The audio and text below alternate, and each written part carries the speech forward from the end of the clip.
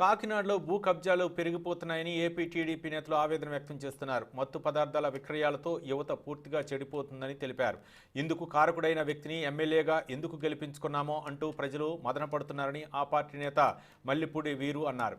వ్యక్తిగత విమర్శలు చేయిస్తూ సుంకర సాగర్తో పనికిరాని మాటలు మాట్లాడించారని, అదే తాము వ్యక్తిగత విమర్శలు చేస్తే సాగర్ ఏమవుతాడంటూ ప్రశ్నించారు.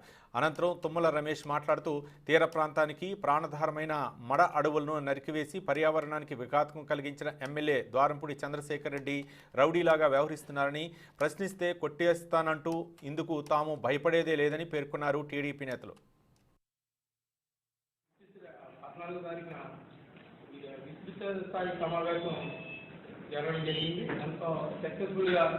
సమావేశం జరగడం జరిగింది.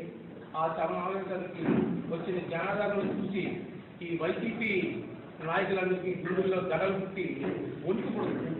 అందుకనే నేను మన ప్రెస్ మీట్ పెట్టి ఏదో మరగడం జరిగింది. మన సుంకర సాగర్ గారు మన తెలుగుదేశం పార్టీ మహిళలకు ఇచ్చే స్థానం కోసం ఏదో మాట్లాడారు. నేను చెప్పేది ఏంటంటే, ముందు వైసీపీలో జగన్మోహన్ రెడ్డి గారు జైల్లో ఉన్నప్పుడు మరి జగన్ గారు వదిలిన బాణం షజులమ్మ గారు ఎక్కడున్నారో చెప్పవలసిందిగా కోరుతున్నాను.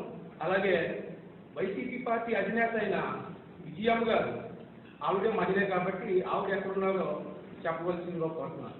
అంతేకాకుండా ఎంతో మంది మీడియా వ్యక్తులను కూడా భయభ్రాంతులకు గురి చేయడం నిజమాట. సరే, మనందరం కాకినాడ ప్రజలు కానీ మీడియా వ్యక్తులు కానీ అక్కడ కూడా ఆలోచించవలసిన విషయం అంటే, ఎక్కడికక్కడే ప్రజలందరినీ అదేవిధంగా ఏదైనా సమస్య మీద అడిగే ప్రజా సంఘాలని